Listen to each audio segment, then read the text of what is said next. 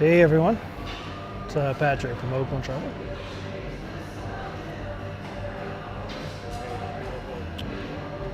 And it is 4 o'clock. I'm a couple minutes early. 4 o'clock in the afternoon. We are currently docked in Charlotte Amalie, St. Thomas, U.S. Virgin Islands.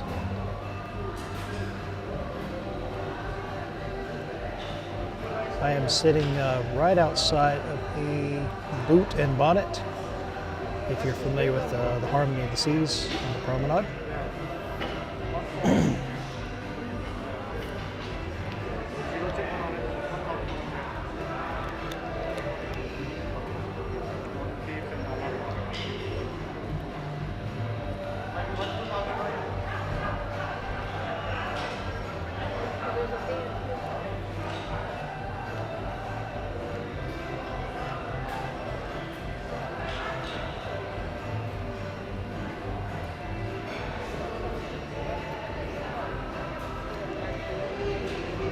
Oh man, finally had a chance to get to the pizza earlier today. It was very good. We had a live stream yesterday on Tuesday. Tuesday. And we were up right outside of the schooner bar.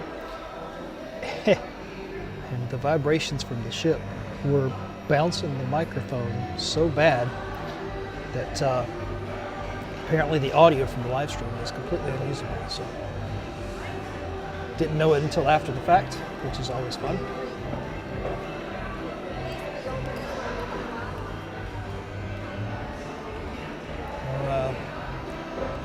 Real Caribbean crew members out here doing some maintenance on the Harmony. Kind of see that there in front of the camera. Sorrento's is packed as usual. It's 4 o'clock. They have 3.5 hours before they're back on board. So all on board time is 7:30 this evening. So we didn't do much. We got off the ship, went to the little port area. I bought a t-shirt, bought a hat. And that was about it. A lot of excursions going on though. I think all of the excursions for Charlotte Amalie were sold out. But I don't know. We weren't feeling it. We didn't do anything like that. Just wanted to get off, walk around a little bit. Got some pictures and video of some of these huge iguanas that roam around out here. And yeah, tomorrow morning is St. Kitts and Nevis. We're going to be in Basseterre. I'm not sure how you pronounce it. So we do have an excursion planned for tomorrow morning. We're doing some sort of a train tour of St. Kitts tomorrow. So, but and then 2 full sea days before we're back in Canaveral. So right now, Boleros was doing some sort of trivia for music that came out in the year 2000 earlier. So we stopped in there for a drink, but I think that's over. So there's just a few people kind of milling around here to the left.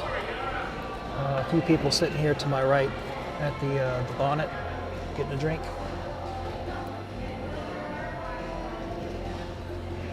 In case you're wondering, you could order the Boston iced tea party here.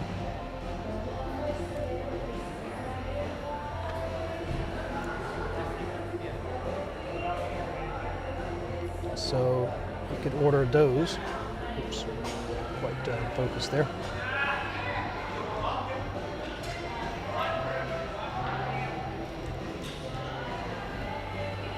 Sorry, let me see if I can clean that up a little bit.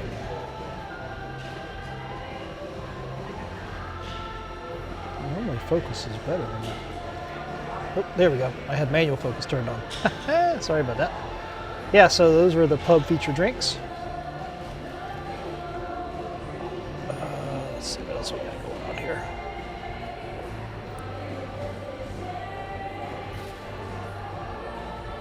Sorrento's. There's There's the crew members there. There's a look down the promenade. See boleros there in the background. And just outside in front of boleros is the short excursion area. You see all the little shopping kiosk things that are all put up now, but you come in here on a sea day in the afternoon and it is crazy with shopping. And so you're looking at the front of the ship, heading towards the bow that way. And we'll get around here.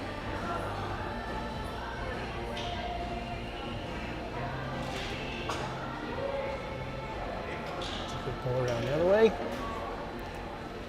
So here's the pub that I'm sitting in. So that's looking towards guest services, the focus, and the aft of the ship. Kind of looking down the promenade, which is huge.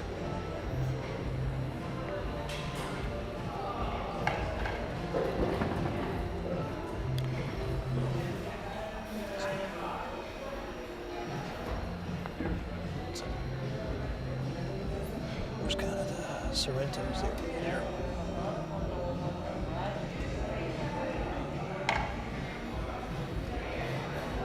Oh. Living that cruise life.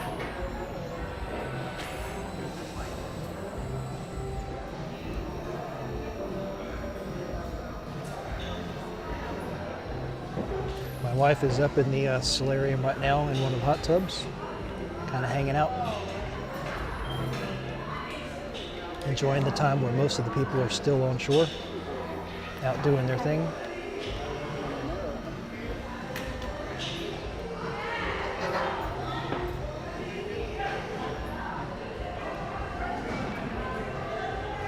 You can probably hear some of the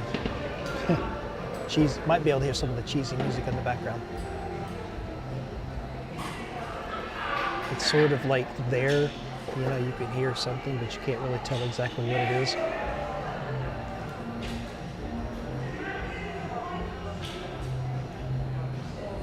They're being very noisy down here. I think they're playing some sort of a game. This little group of people right here.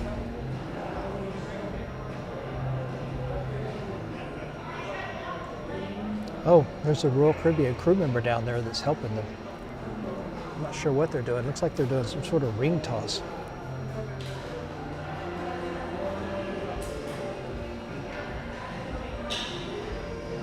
I don't know that I've ever seen that before. It's kind of a first.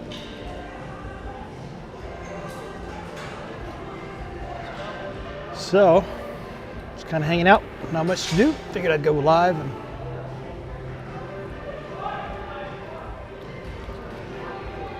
so one of the interesting things that's come up over the last couple of days, talked to, let's see, who did we talk to? We talked to the head waiter yesterday morning at breakfast in the main dining room. And he was telling us about staffing shortages that they're having.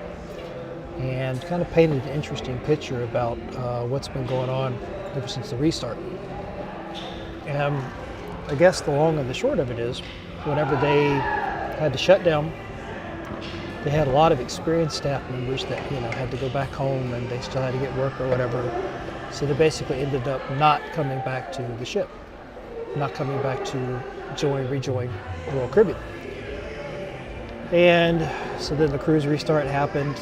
Apparently Harmony of the Seas that we're on has been restarted since August of 2021, if I understood him correctly. And I guess ever since then, they've been struggling to find experienced crew members. So they're fully staffed, according to him. But there are issues with experience. And it manifests itself in all kinds of ways. Like, as soon as we got on board the ship on Sunday, we had no soap in our bathroom. The safe didn't work in my mother's stateroom. Her card didn't work. Of course, these are like little weird, things. The first time we really noticed a problem was specifically on the ship, was probably the Windjammer on the first morning, which would have been Monday morning. We went to Windjammer for breakfast, and there was a line to get into the Windjammer, which I've never seen before. But the reason for the line was because they were making everybody go through this little choke point area where they had to do the washing the hands and all that, and that was causing the backup. Which that's kind of more of a design issue than anything else. But the food was okay. You know, they ran out of orange juice in a couple of the juice stations, and you know, they were having to refill. And so they, you know, you wanted to get orange juice and couldn't find any because it was taking them too long to refill it. The eggs were kind of runny. I mean, very, very small, sort of subtle issues that sort of point to inexperience in the staff.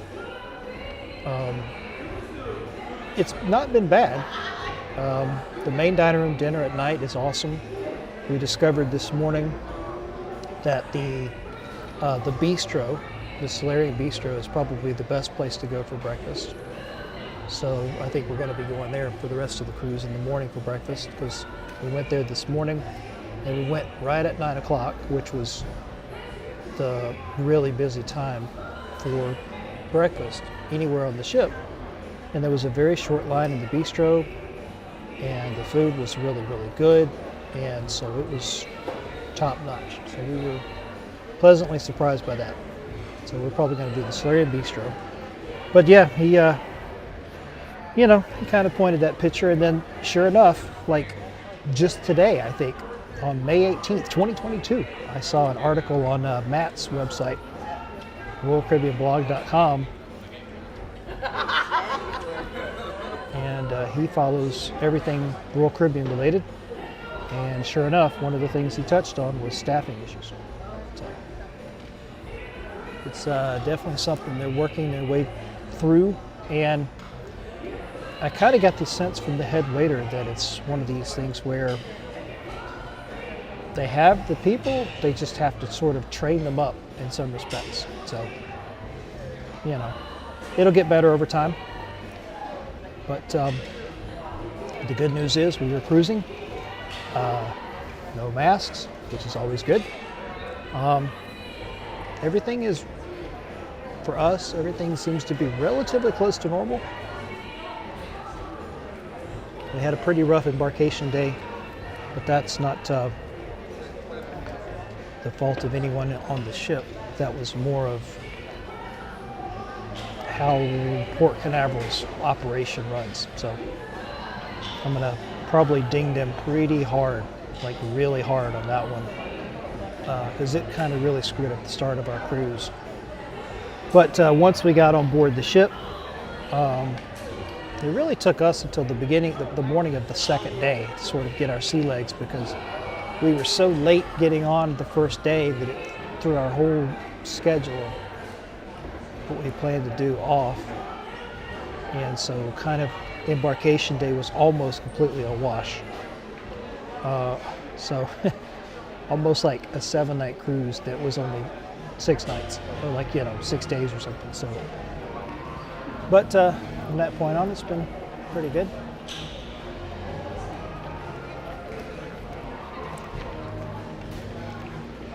If you're watching, you're probably going to notice more and more people coming through the promenade.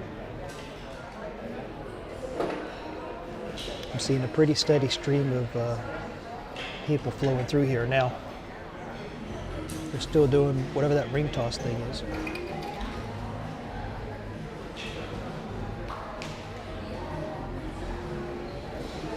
So there's definitely a crew member over there supervising that, I guess.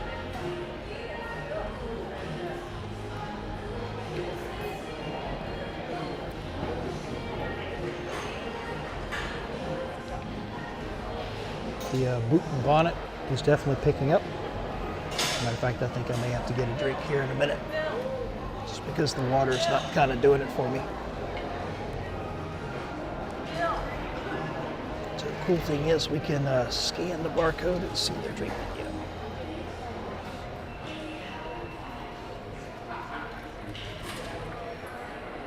So let's scan the little barcode here. See their drink menu. So let's see what we got here. I think I'm going to get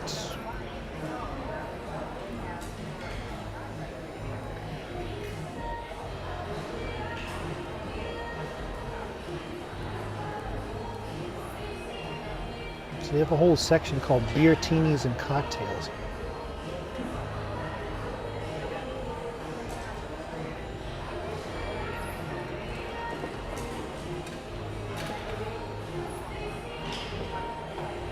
Ooh, I think I'm gonna try a gin fizz. $13 gin fizz there. If the camera's having trouble picking that up a little bit there. There it is. I think I'm gonna do that one, the gin fizz. See if we can get somebody over here. There it goes. Sorry about that. It took the camera a second to refocus.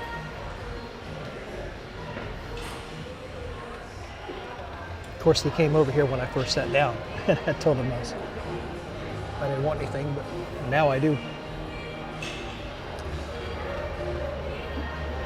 Hey, what's up, Tyler? Hope you're doing well. Too bad you guys aren't out here. We are here till 7:30 tonight in Charlotte Amalie.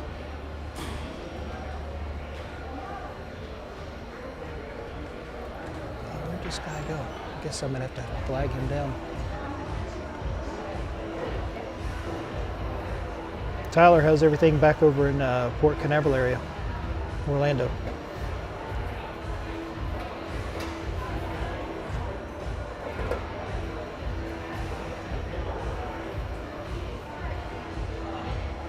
Sorry, I'm kind of looking around to see if I can find this guy so I get something to drink.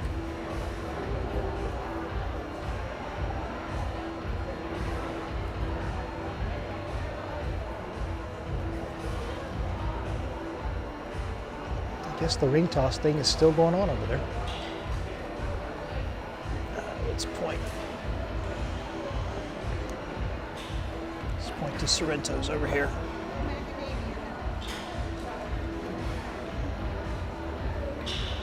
Look at some pizza instead.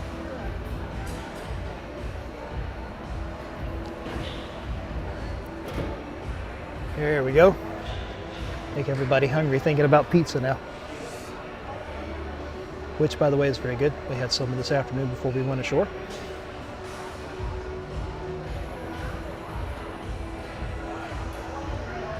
Tyler, you still with me? How's everything over in the Orlando area?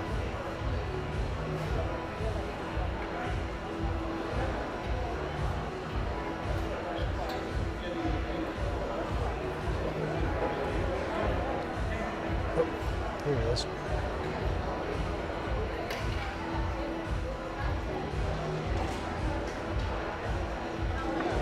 How you doing? Can I get the gin fizz?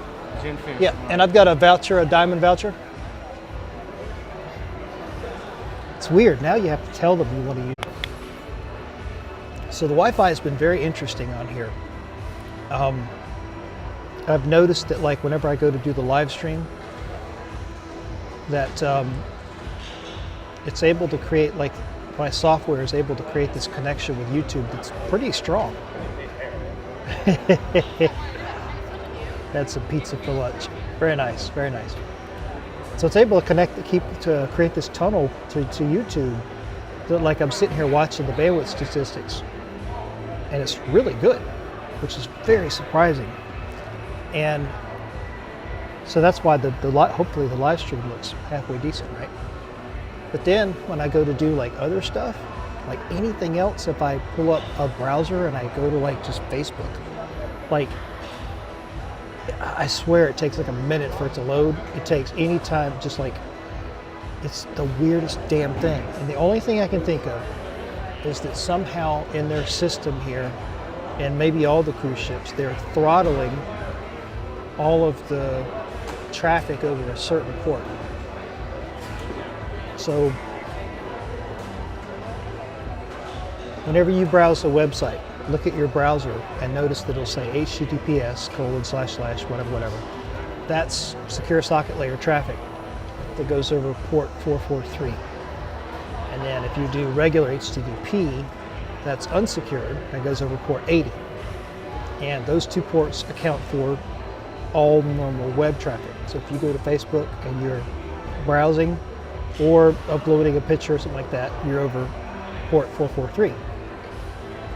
And I think what they're doing is they're throttling all of the usage of those common ports because there's so many people on the ship and they probably only have so much bandwidth from satellite. And my little deal over here that's doing the live stream is operating sort of outside of those bounds, creating a connection that's on a different protocol. It's in a different port, and I don't think they're throttling it or monitoring it. So this is sort of my little theory here. But this is the best I've seen so far. So because traffic on the Carnival Mardi Gras in February was horrendous. The Mariner of the Seas in January was tolerable. The Scarlet Lady from Virgin Voyages last November was okay.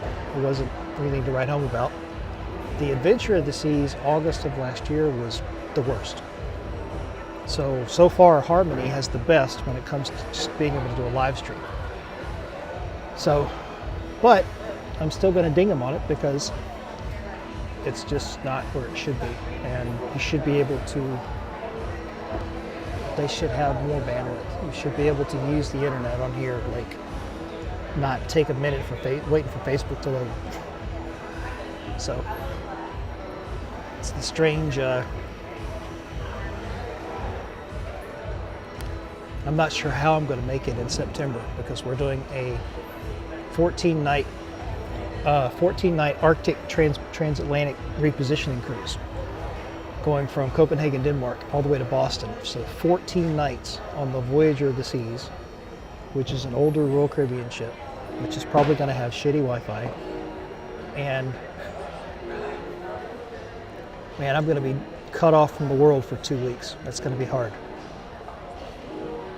I'm going to have to try to get all my my blog posts scheduled ahead of time for YouTube and all of that kind of stuff before we even go. So, but the offset to that is the places we're going to go to: 1 stop in Norway, 3 in Iceland, 3 in Greenland, and the shore excursions for that cruise are going to be insane.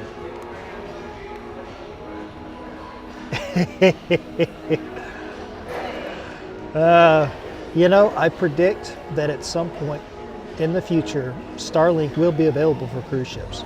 We just had a couple of airlines that signed on to it. Starlink is working on filling out their network of satellites as fast as they can, hence all the different launches out of either Port Canaveral or out of the base over in California. It's probably going to be a while, but I think probably some point in the next couple of years, you might actually see Starlink available to the cruise ships, which would make a tremendous difference because they operate, they position the satellites run in a closer orbit to Earth, like a lower orbit, and there's so many of them that even when the ship's moving around, it'll have a constant connection. Once the network is fully built out, the ship will have a constant connection to who knows how many satellites in the network. But I think we're still a few years out from that. But if you stop and think about the number of people here, there are 5,000 passengers on the Harmony right now. That's what the head waiter told us. So think about 5,000 people, like a small city, right? And that's just the passengers. And then you got 2,000 crew members on top of that, and all of the requirements for the ship to operate and things like that.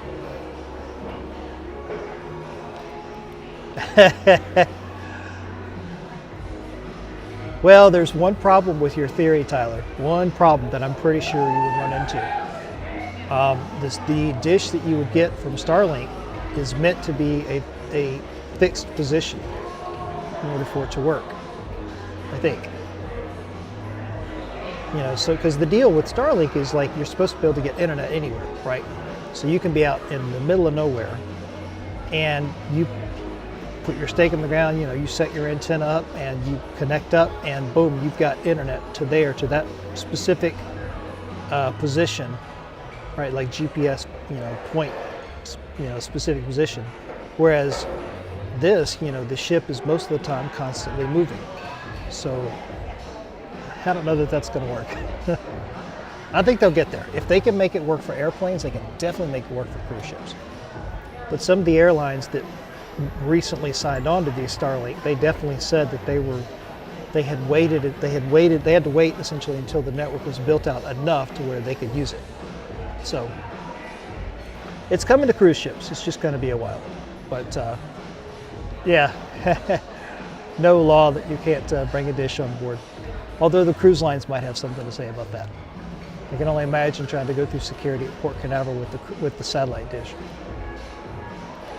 So they are testing Starlink on the ships right now. Not any cruise ships right now, but a few barges, tugs, and smaller supply ships have it. Yep. I'm telling you, you give it a couple of years, and you know they'll have it on cruise ships. Because I guarantee you, if you could see the behind the scenes, if you could see all the behind the scenes of like the surveys, I bet you they get hammered with like the internet connection and stuff like that. Hey, what's up, best of boat worlds?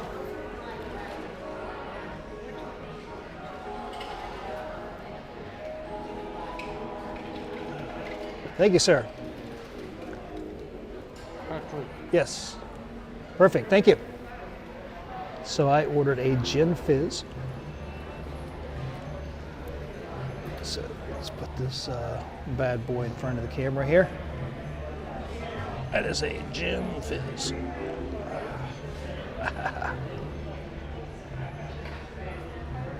Made with aviation gin. Ooh, that's good. If you've seen any of those commercials, these on YouTube.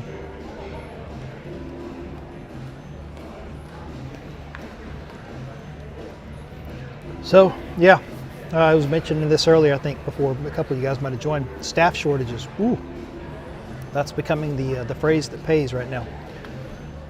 Talked to the head waiter, and he basically told us that, you know, they're fully staffed, but some of the crew members are inexperienced because they lost so many good crew members to the shutdown. So they're having to train these guys up. You know, a lot of the key positions, a lot of the head waiter and other things like that, you know, these guys have been with the cruise line for 10, 12, 15 years, whatever. So it's all of the lower levels, some of the chefs in the kitchen, some of the waiters. Because I've seen on like Royal Caribbean Dining, for instance, lately, I've seen a lot of complaints about Harmony that I'm on, about how they had problems with the food in the Windjammer, which we kind of experienced that the other morning for breakfast. We're going to start going to the Solarium Bistro for breakfast because that is the ticket. That's the good stuff. We went there this morning at 9 o'clock. It moved pretty quickly. The scrambled eggs were spot on. All of that. Oh, good question. What is my opinion of the Margaritaville at sea considering the current reviews of the line? I will be honest and tell you, I have not read any reviews. The only thing I know about the Margaritaville at sea is that they took an old cruise ship, I forgot which one, and they refurbished it, and it's running like 2-night cruises out of like Palm Beach or something over to the Bahamas and back. So it's probably like a party cruise, if I had to guess. It's probably very cheap, which is not a bad thing. If you have somebody that's new to cruising, right, then that might be a good way to get their feet wet. But I haven't seen any reviews on it. I mean, it's, you know, it's great. More to the mix, you know. I'm sure all of these cruise lines study each other and learn from each other, and so maybe that cruise line will add something to the mix that some of the other ones might incorporate. But I don't know. That's about the best I have for you. Sorry. So hopefully the audio is good. Let me know if you guys can hear me okay. We did a live stream yesterday from up there in the schooner bar, and I had the microphone on this external camera turned up because there was a band playing. And for some reason at the schooner bar on the Harmony of the Seas, if you sit all the way at the end towards the focus photo gallery, you can feel literally it's just like this. You're sitting there in the chair, you can feel the chair just kind of vibrating, like there's a little bar right there that you can set a drink on, and you can just see like a bottle of water just sitting there, and apparently it just killed the audio. So the live stream yesterday was just basically washed out because. So let's see. Tyler says, yeah, major problem on every cruise line. Just look at Carnival. Ooh, had to close a restaurant on every ship in the fleet except the Mardi Gras. Man, I definitely feel out of touch. Best of Boat World says, the reviews are people complaining about the AC, food, etc. Yeah, it's only on its third sailing, so it'll take time for them to work it out. Yep. Okay, good. 5x7. Okay, good. Yeah, that was kind of annoying. I listened to it after the broadcast yesterday, and it was like just this weird cycling audio noise. And my wife and I couldn't figure out what was wrong, and the only thing I could come up with was that vibration was just killing the camera. So we still have, it's 4:30. We still have 3 hours before everybody has to be back on board. So we've got a few people sitting at the bar over there in Boleros. We've got a few people sitting to my right here at Boot and Bonnet. Right, so I got a few people sitting over here next to me. That's looking down towards guest services in the Cafe Promenade. I've got Sorrento's in front of me, of course. And then we'll pan back around here to the left. And what do we got over here? We got, there's Boleros down there. They were doing a ring toss game down there, but I guess they're done with that. So let's see, Best of Both Worlds. Yeah, in my Facebook group, that's what people are saying. Nothing too major, just minor problems. You know, here's the issue. A lot of people are complaining about, like, especially in the Royal Caribbean Dining Facebook group, a lot of people are complaining about like the things about food, right? That, oh, you know, we went to main dining room or Windjammer or whatever, it sucked, whatever, negative, whatever. And they don't know or don't realize or haven't been told about these staffing issues, and so they don't have the full picture. And I think it's just now starting to come out. Let's see here. Best of Boat World says, I saw it's very mixed. People say it's the worst cruise line ever. Well, some people say it's the best cruise ever. My family doesn't care about the reviews. Yeah, I know. Yeah. Wanted to have a good time. Yeah, I don't really know much about it. It's not something I would probably go on, but that's personal opinion. We're booked on Royal Caribbean again in September. We've got a Celebrity Beyond in March of next year. I'm really looking forward to that. And if that Celebrity goes well, I might just stay with Celebrity. I don't know. Thankfully, my diamond level Crown and Anchor converted to something Captain's Club at Celebrity. I forgot what it is. And I don't know, because we travel with older family members that, you know, this big mega, you know, Oasis class, they're starting to complain that it's just too big for them. It's not what they're in for. And we don't do as much partying as we used to. It's just getting older, fact of life. So I don't know. We might end up full-time celebrity depending on how the Beyond goes. So that's March of next year for us. I wouldn't mind going back on Virgin Voyage on the Scarlet Lady. Now that I know what to expect. That was a unique experience. And the food was just amazing. So I don't know, I would consider that one again. I would like to try Princess Cruises. I hear a lot of good things about Princess. And I'm very curious about this package that Princess is coming out with. Listening to Tony from La Lido Loca before we went out on this cruise. He was talking about Princess coming out with something that's $75 a day, some kind of all-inclusive package that includes drinks and photography and like gratuities and just like everything, and it's $75 a day or something like that. I don't remember the specifics, but I do know that Princess is one of the ones that will offer cruise fares that bundle things together, and which is what Celebrity does that. That's something I wish Royal Caribbean would do. Yeah, we're back to Sorrento's. So I wouldn't mind trying Princess. Princess is well known for Alaska cruises, and I wouldn't mind going to Alaska again. So who knows?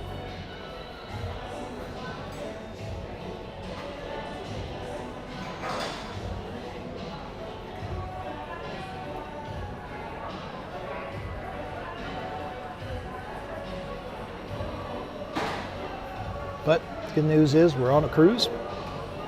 It's better than being at home. So there's always that. And I just discovered what might be my favorite drink. This gin fizz is really damn good.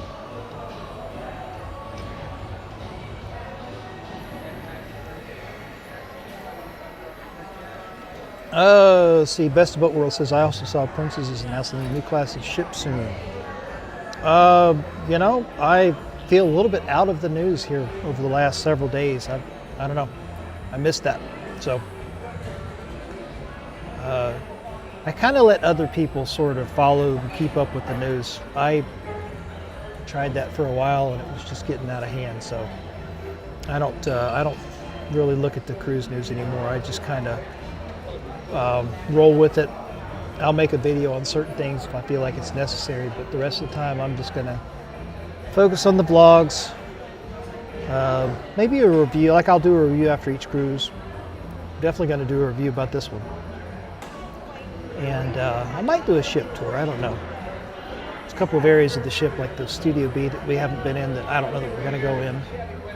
And, but yeah, the cruise news, I don't know. I get bombarded with so much stuff from the cruise lines from my travel advisor email, and it's overwhelming sometimes.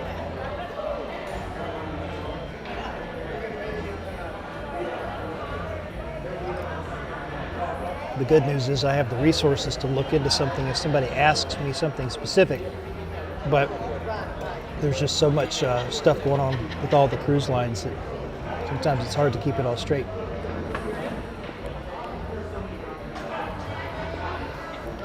But Tyler does a good job of keeping up with everything. So I look to Tyler sometimes for my news of what's going on.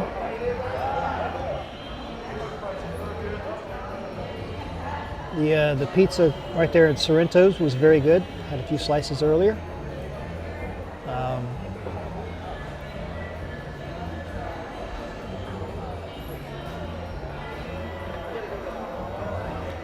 We have 5,000 people on here, and when this promenade gets cranking, it feels like it. Tyler says, I wonder when Princess will start adding more home ports for the Caribbean. As of right now, all the fleet does Caribbean sails out of Port Everglades. Yeah, good point. Because Princess doesn't do anything out of Canaveral, and I don't think they do anything out of Miami. That's a very good point.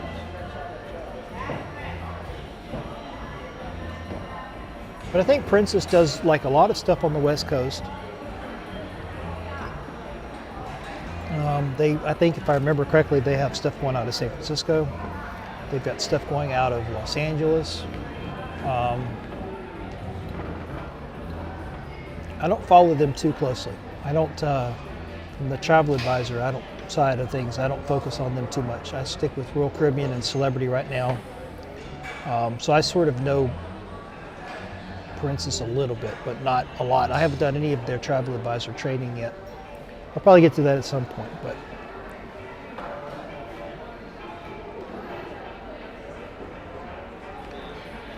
yeah, now's a good time for everybody to get a drink.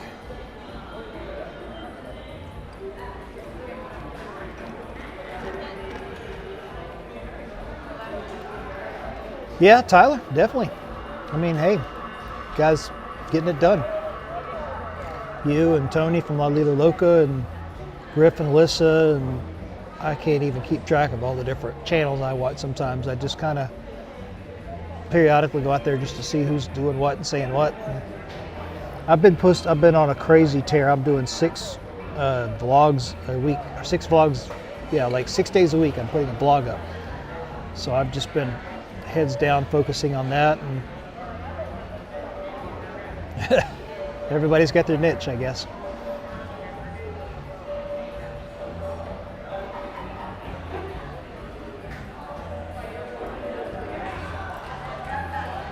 Tomorrow we're doing our one and only shore excursion tomorrow, St. Kitts and Nevis. Some sort of little train that takes you around the island as part of like a little island tour, island history tour, or something like that. So we're doing that in the morning. That's only for a couple of hours. Let's see, what was I thinking for a live stream tomorrow? Ooh, the solarium. So tomorrow afternoon I'll probably do the solarium. I think I was originally thinking 5, but now I'm starting to warm up to the idea of moving the 5 o'clocks to 4 o'clock, because 5 o'clock is a little too late. I'm discovering that 5 o'clock live stream starts to interfere with our drink before dinner, getting ready for dinner, all that kind of stuff. So 4 o'clock is turning out to be a pretty good time. But St. Kitts and Nevis is one of the few places in the Caribbean that we haven't been to. Oh, hey. That was weird. Sorry about that. Somehow I lost, I guess the connection just bottomed out, and all of a sudden my streaming software stopped. Yeah, sorry, and hopefully I'm back.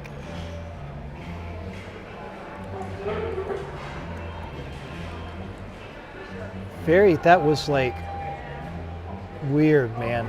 I'm sitting here like getting ready to say something, all of a sudden I get this pop-up on my software that like, streaming has stopped because you lost your connection. See that damn Wi-Fi we were talking about earlier, man. Okay, good. Sorry about that. That was weird.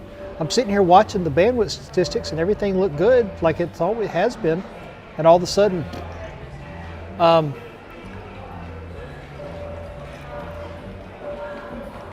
yeah, I don't know, the shorts. I just sort of I was like, I'm sitting on just a mountain of content from all these different cruises. And I was like, why not? Less than 60 seconds. So yeah, I just got in the habit of, and the one thing I'm getting ready to do, because I have to make room on the broadcast schedule for the Harmony of the Seas vlog footage that's about to come out. So I'm as I'm still working my way through Adventure of the Seas from August of last year. And so the remaining footage from Adventure is going to become what I release in the shorts for the foreseeable future until I run through that. So once I get back, I'm going to flip the shorts over to start being just the remaining footage from Adventure of the Seas. So it kind of becomes just an additional outlet for being able to put the vlog content up there. The one thing I wish was different was that I wish the shorts were not portrait. I wish they were like, landscape or whatever, because all of the footage is recorded in 4K, right? And so it's really good 4K, and it's shot on the DJI Osmo Pocket 2. Looks really good. And then I get into the software. I use Final Cut Pro. I get into the software and I have to like narrow it down to like, you know, portrait, and it cuts out like, so is what it is. Everybody's so busy, you know, watching videos on their phones that I guess that's why it's pretty much, you know, but yeah. So what I do is I go in there and I just kind of each day I put out that little short video, and then I push one copy to YouTube, I push one copy to TikTok, and I push one copy to Facebook and one copy to Instagram. So it basically goes up to 4 places each day. And then the vlog episodes, one copy goes to YouTube in full 4K. One copy goes up to Facebook in this weird 1000 by 1000 resolution, because Facebook is, I don't know, that's kind of the best resolution for Facebook in order to get it to show up properly in somebody's phone and on their desktop computer or whatever. So 1000 by 1000 there. I'll push a copy to LinkedIn at full 1920, 1080. And then let's see, a copy goes up to Instagram in vertical, a copy goes to Twitter in vertical, and a copy goes to TikTok in vertical. So for every vlog episode, there's like 6 versions of it basically that I produce.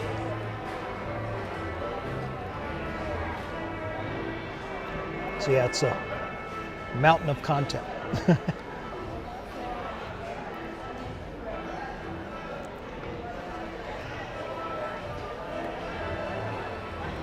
So last night was our first of 2 formal nights.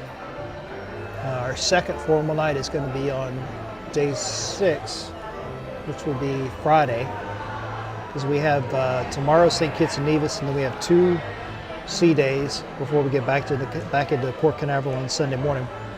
So Friday night, which would be day 6, would be the second formal night. And would you believe that Royal Caribbean does not do tuxedo rental anymore? They just very quietly like stopped doing tuxedo rental. It's like if you go out to the website that you might have used before, they just stopped doing it. Apparently it was part of the restart. They're using the whole cruise shutdown and restart as, I guess, an excuse to not do it. Tyler says, that's awesome. I barely cross-post content, but I need to get in the habit of doing that more often. Yeah, I don't know. I just kind of figure it out as I go. I'm trying to think, is there any platform I'm not posting to? No, I think I got all the major bases covered. So, just, you know, doing the thing. I'm kind of wondering if we're going to have a band playing. There's a band that plays. They sit right up on top of this Kate Spade here on the Promenade. They played yesterday.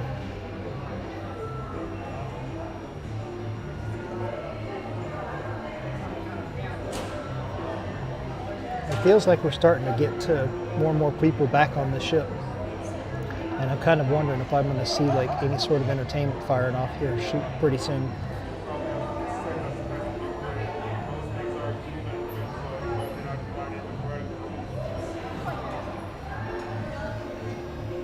Let's see what we got here. This is kind of one of the few areas of the promenade where I could sort of sit down with the laptop and like do a proper live stream. I don't do it on my phone anymore. I prefer to basically be able to sit down and just kind of like point the second camera at something like, you know.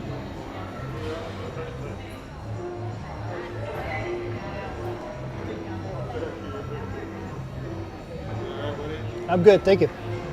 Although this gin fizz is really good, I'm thinking about getting another one.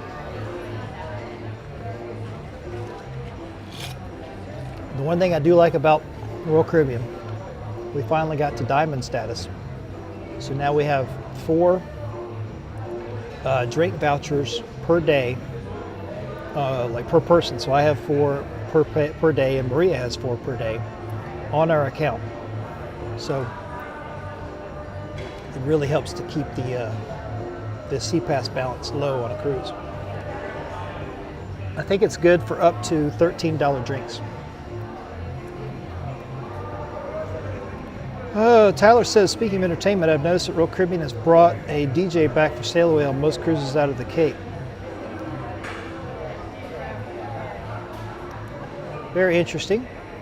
You know, come to think of it, for hours yesterday, or no, Sunday, I don't even know what, I was up on deck filming the sail away. I was all the way at the back, deck, where the hell was I?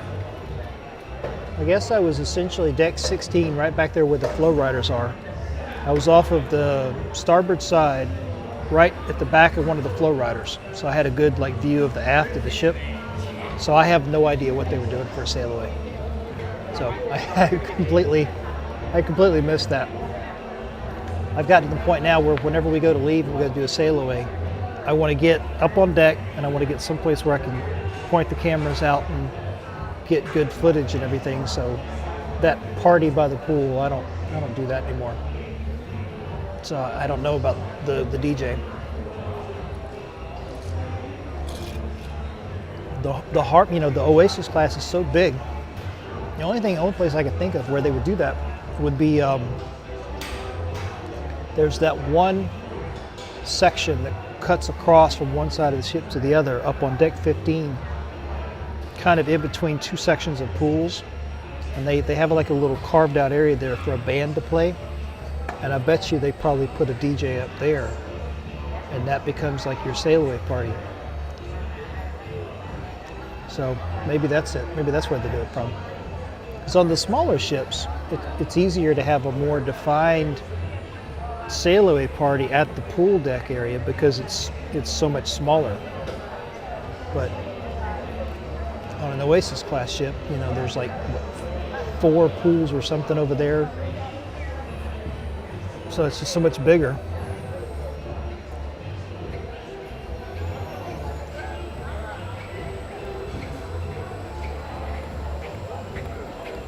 One thing I'm noticing very interesting, if you look in the background, it's kind of hard to see it, but if you look in where the camera's pointed, if you look below the Sorrento's sign, you know, the word Sorrento's, you see the 2 Drake machines over there that are red in the background. See if I can zoom the camera in a little bit here.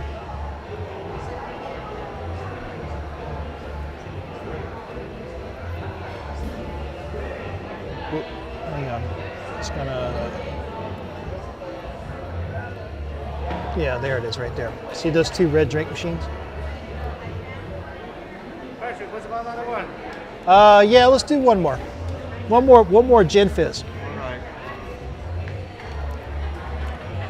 They're very, very good. Thank you.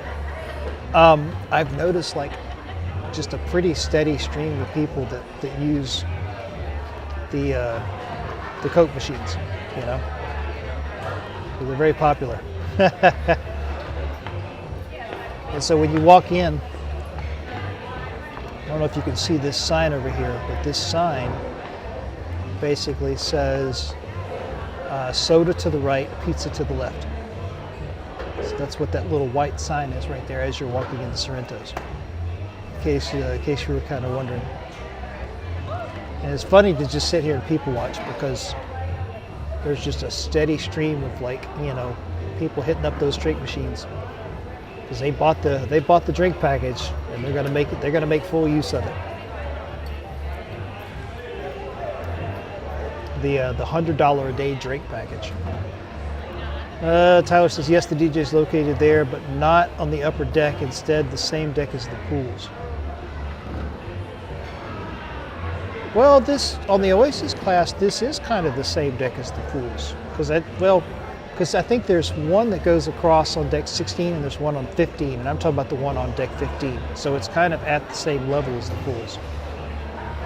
It's just such a broad area in general. That's about the only place they could set up the DJ, I guess.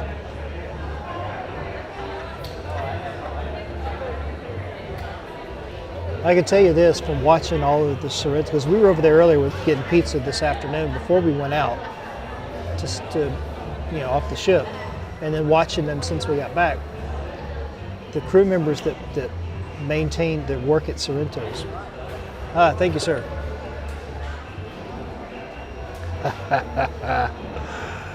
Look at this. Check this out. Another gin fizz here. Look at that.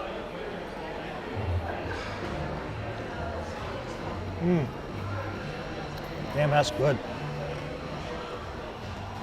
Yeah, the crew members that work over there at Sorrento's, they're on it. I've been watching them.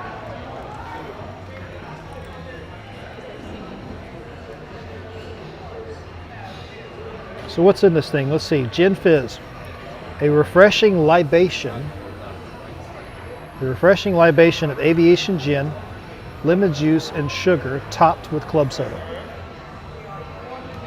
So it's a gin-based drink, but it's very, very good. At least in my personal opinion.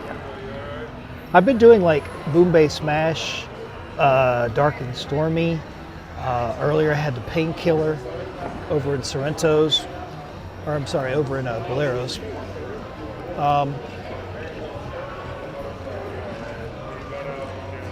This Boot and Bonnet has a section on their menu called beer teenies and cocktails, I think. And one of the things they have in there is, oh God, I can't remember the name of it.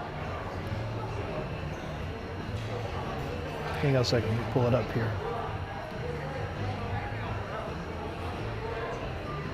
Oh, let's see, Boot and Bonnet. Menu. Yeah, they have a whole crap ton of beers, of course. It's a pub. And let's see. They got a huge menu. Second Cousins, non-alcoholic, Belgian Spirit, Brawny Browns, Golden Wheat, good for what ails you, Pilsner, Prime Pilsners, and Lux Lagers. A huge selection at Boot and Bonnet. And one of the things in here is they have a thing called Beer's Knees. And I had this the other day. It is, it's a botanist gin, fresh lemon juice and honey topped with Paulaner Weiss in the beer version of a classic Prohibition cocktail. So that was very good. So it's called the Beer's Knees, in case you happen to be on the Harmony and you're going to go to the Boot and Bonnet.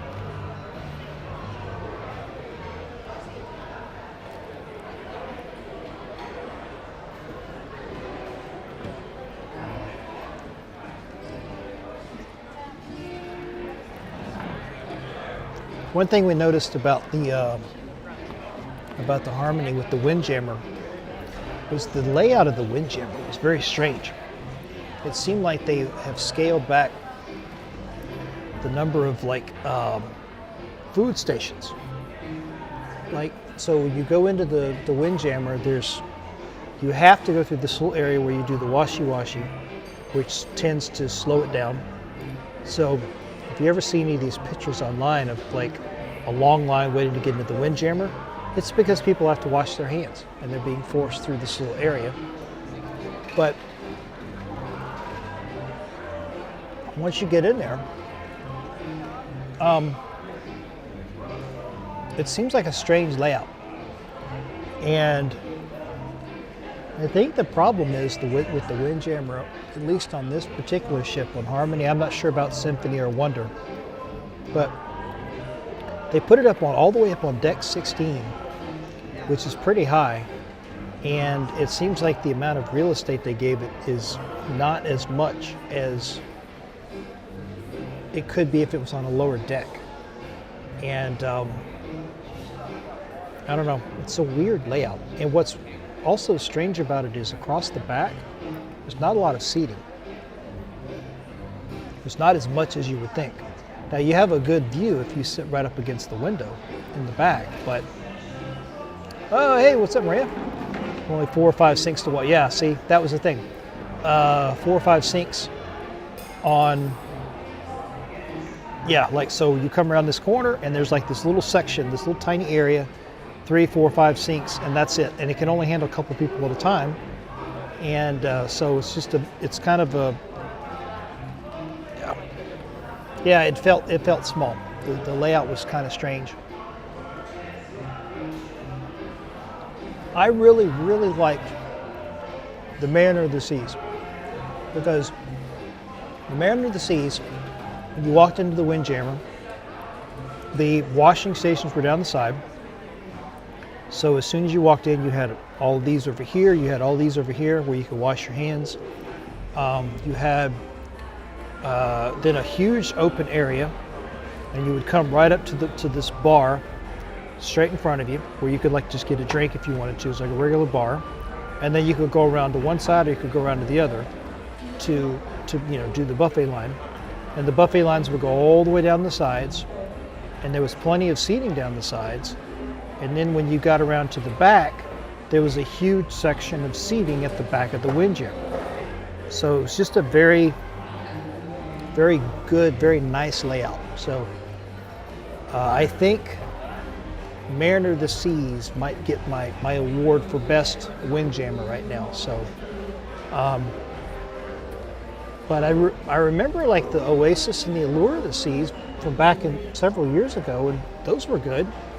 So I guess when they did Harmony, they were just playing around with the design of the ship, and I don't know. I don't know that we're going to be up there again, because we're going to do Solarium Bistro for dinner, for breakfast. We do main dining room for dinner. Lunch, I don't know. This pizza at Sorrento's was really, really good. So lunch, we'll just figure it out. So I don't know. We might not be back in the Windjammer again, which is a very strange statement, because that was always one of my favorite places on the ship. But I don't know. So many things come down to design, because when we went on the Carnival Mardi Gras in February, I noticed several design problems where they tried to cram too much into a ship that was not big enough for it. And now I've seen a couple design problems here on the Harmony. They're very, very minor, but they're still sort of design problems. And it's obviously not something you can really fix once the ship is operational, because you can't exactly like move the Windjammer to another area. I mean, I guess you could in a dry dock, but that's not very feasible. The key to the Windjammer on the Harmony is when you go. That's the key to it. So 9 o'clock in the morning for breakfast is a no-go. Go earlier than that, or go, a little closer to 10 o'clock or something. But so,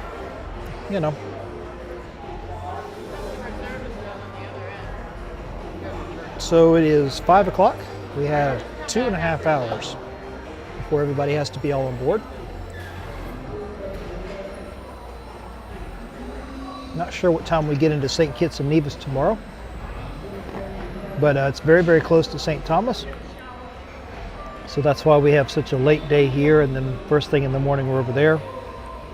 Let's see what the old schedule says here. Oh, calendar, does it tell us what day we get there?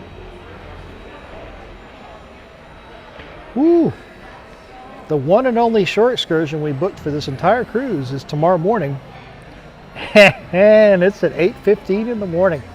Oops, I didn't realize it was that early. So that's gotta be fun. So that means we're going to be getting up early and hitting the, hopefully hitting the Solarium Bistro for breakfast. Let's see what that looks like. Dining.